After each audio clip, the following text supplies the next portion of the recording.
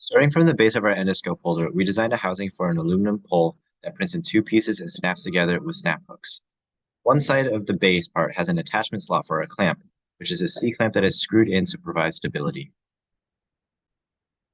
The initial sketch was a 5-inch by 5-inch square that was extruded outwards with added fillets for aesthetics. Base was initially modeled in one piece and then cut down the middle here.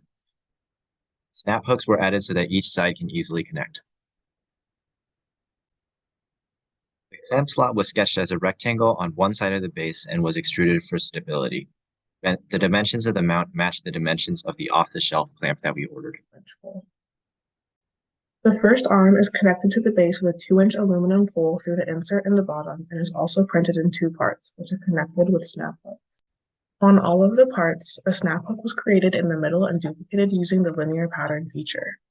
The arm has an insert at the top for one side of the vertical joint to be inserted. The insert was created using a 3-inch circular sketch that was cut inwards and constrained to the middle of the part. Another circle was sketched and cut through the entire arm to allow our plunger mechanism to fit through the part.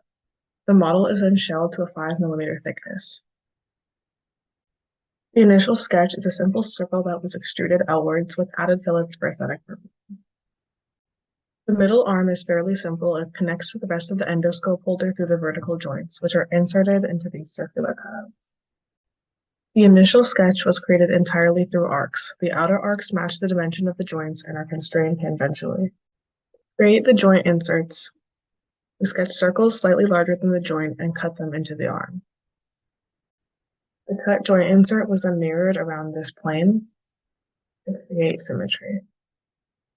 The last arm connects to the middle arm through the same mechanism and will hold a burette clamp in the final assembly, which we will drill a hole for when prototyping.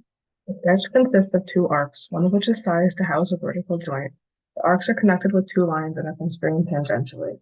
The joint insert was created using the same technique and dimensions as the middle arm. All of the arms can be printed in multiple parts, which cuts down on print time and complexity.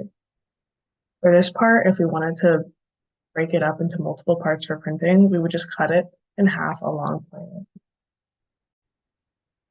The plunger is a simple cylindrical model that is dimensioned to fit into the hole to stop the motion and secure the position of the arm.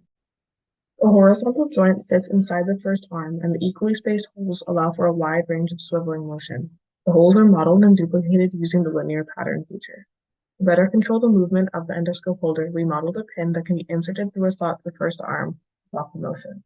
The pin would sit inside of any one of these holes. The horizontal joint lock is a simple model comprised of cylinders and is dimensioned to fit into the holes of the horizontal joint to lock the endoscope holder in place.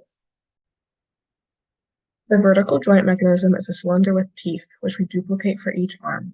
One joint has an insert for the bearing and another has a hole for a plunger, which initiates the opening and closing of the joint.